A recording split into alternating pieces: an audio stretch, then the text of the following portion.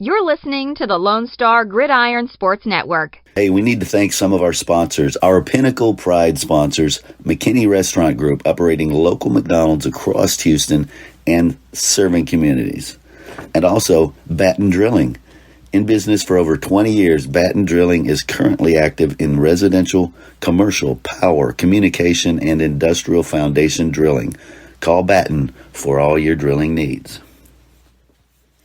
We also need to thank our Foundation Pride sponsors, Preferred Technology, LLC. PrefTech delivers integrated security systems tailored to the needs of each client. We design, build, maintain, and service superior security systems, wired and wireless networks, and low-voltage systems to protect our clients' interests and enhance their operations.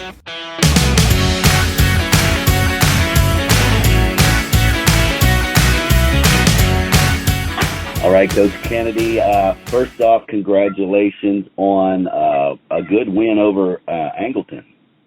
Thank you. Angleton was a good football team, so we were fortunate to come out with a win. Yeah, it seemed like Lake Creek jumped out early, it just boom, took advantage of everything early on, and then it was hold on. Well, they I'll have to say that when I first thought about it, they had three unforced errors, and but we forced them. They turned the football over, 2 interceptions, and then we had the fumble, and we got points. We got 17, and there's football statistics. They say the first team to 17 wins about 90% of the time. So we were lucky to have that 17. So I think if we do a good job taking care of the football in the fourth quarter, the game turns out differently. But we chose not to. So we've got things to work on this week. Yeah, I was going to say that opening drive, it just seemed like, Lake Creek didn't even notice the Angleton players out there. They were just boom, boom, boom, boom, boom, until all of a sudden it stalled and then settled for the field goal. Right. That's things, Angleton on defense is well coached. They got good, those 2 defensive ends are really good football players. And, they stepped up their game, and it was kind of a defensive struggle there. I believe we had 4 fourth down stops throughout the game, and they turned it over 4 times, and we turned it over 3 times with a 4th down stop. So, we win the 4th down stops in the turnover battle, and and we had better starting field position all night. So, so there were things that went our way that our kids earned. So, that's what we work on. So talking about the kids, pull out some of the names of the kids that stood up and did well. Well, okay, so Tyvon has he doesn't have the Tyvon kind of night, but he goes for 133 yards, I think, on 29 carries. But he's hard to stop in short yardage. So he had a solid, hard-running night. I thought Eli, even though his passing statistics aren't overly impressive, Eli did a great job when we had opportunities to score the ball and not have to kick a field goal. Eli kept drives going. I think he had 100 yards rushing. I think he had a 25-yard run and a 24-yard run when it was critical times. I thought offensively, and then Sam is Sam. Sam had the big catch, and Sam's, in my top 3 ever punt returners, so he's special when it comes to that.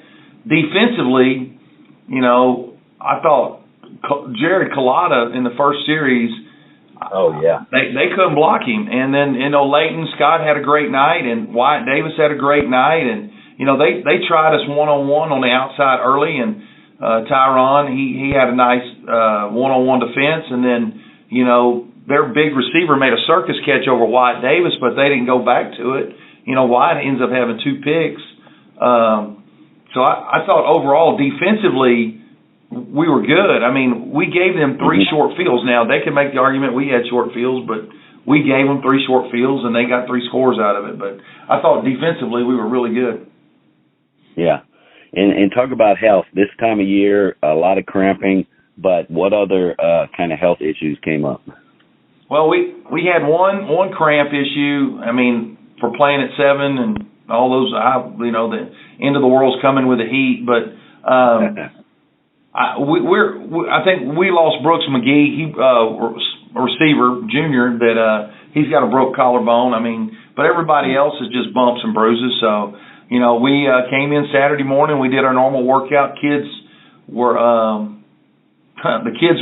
after long bus ride, 2.5-hour bus ride, 2-hour bus ride back. Hard fought football game. Kids came in Saturday morning. They worked hard. We went out yesterday and we started getting ready for Elkins, and we'll go from there. So just a few bumps and bruises here and there. That's where we're at. So nice. And it seems like if you win big, the mentality shifts to, we're good, we got this. If you lose big, the mentality could shift to, we're not that good. But you win a tight one. I say tight. It wasn't really as tight as 10 points. What's the mentality for the kids right now?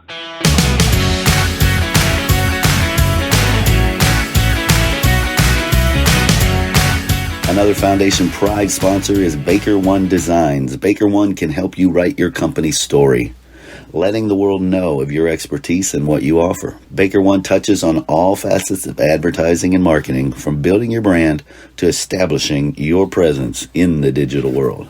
WJM Custom Builders, Wade and Jerry Monroe, are second-generation home builders. Wade and Jerry are partnering to provide families a true custom home building experience through quality craftsmanship and customer service in the greater Houston area.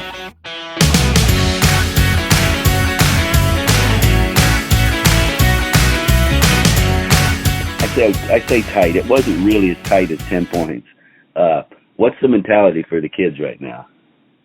Well, mentality, for the kids is they come in, we do it this way. I mean, I've always been this way. I'm never going to get too excited about winning because we expected to win when we opened the school, and, we've gotten to the point now where we expect to win. Right now, our kids are about coming to work, doing their job, doing what they're coached to do, and playing with great effort. I mean, and if we can do those things, and I tell the kids all the time, just do it the way you're coached, play hard, get after people, and let's see how it works out. Make people beat you.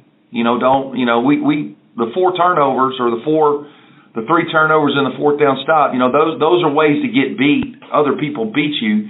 Don't do that. You're not in those situations. And so, that's just the mentality we have. We don't get too excited. We don't get too defeated about it. I mean, it's one of those, you just come in and do your job and see how it works out. And we've had pretty good success the last 2.5 years doing it that way. So yeah, no doubt. So Fort Bend Elkins, they absolutely rolled over Bel Air. Are they that good, or is Bel Air just on a downturn? I don't. When we watch video, they've got dudes on offense. I mean, they've got a new 3-3 stack defense because they got a new head coach. We didn't play them last year with our freshmen because of a rain out. But when their freshman class was here on our campus, they had some really good-looking kids. And so they've got athletes. Elkins has got athletes. So, and I tell our kids all the time, I don't care who we're playing. We're playing the Indianapolis Colts or we're playing the NCFL Colts. We prepare the same. We play the same. We get lined up and we tackle. We got to throw and catch. We got to block and tackle. So, we played Bel Air in 2 weeks. And I get it. I get it. Every coach has their row to hoe, so to speak, and they have all their problems and all that. And I get it in the education business now. But we just get prepared every day to be the best we can be. And if you can line up and beat us, then so be it. So right on. And what do you expect out of Elkins? What offensively? I expect them to be explosive. Last year when we played them, I think we ended up beating them 54-42. We were behind at the half. They had explosive plays because they could outman us on the perimeter last year, and so I expect them to be with having those athletes, they could have a chance to have some big plays. You know, that's what we try to eliminate. We try to eliminate explosive runs and explosive passes. So, you know, that's how we'll go at it. So. And what about defensively? How will they line up? They line up in a 3-3 stack. You know, everybody's playing. You know, we play a version of that. Yeah. So, you know, and so it has its advantages and it has its disadvantages. I think to a certain extent, if you don't have it's what you can do. You know, Coach Joseph over in Katie's been playing the 3-4 forever. You know, they do that really, really well. So it's how you line up and it's what you do. It's what you get your kids to believe in. And right now our kids believe in what we do on defense. And so it comes down to what Coach Grimes has his kids believe on defense. And we'll find out Thursday night. I love it. Well, Coach Kennedy, again, congratulations on the win and best of luck this week. Thank you. All right. We'll be talking to you next week.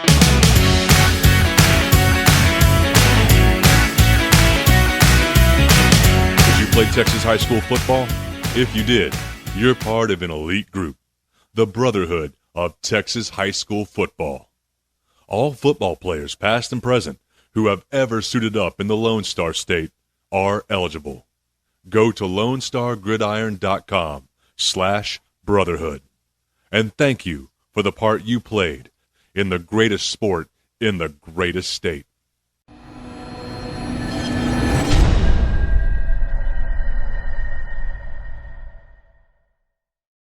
LoneStarGridiron.com. Access the complete history of Texas high school football, over 100 years of information, win-loss records, coaching histories, individual stats, records, and more. Lone Star Gridiron, the authority on Texas high school football.